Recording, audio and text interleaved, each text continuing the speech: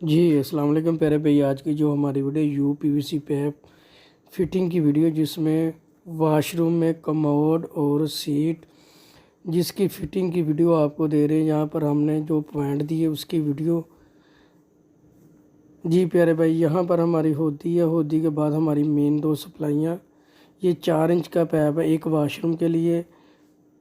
जो पैप हमने इस्तेमाल कर रहे हैं 4 इंच का पैप है। यहाँ पर हमारा पी ट्रैप है, ये फर्श का मेन पानी के लिए। दूसरा हमारा जो सीवरेज का पैप है दूसरा।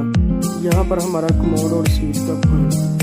ये हमारी आज की वीडियो की फिटिंग है, जिसकी वीडियो आपको दे दूँ। जी प्यारे भाई।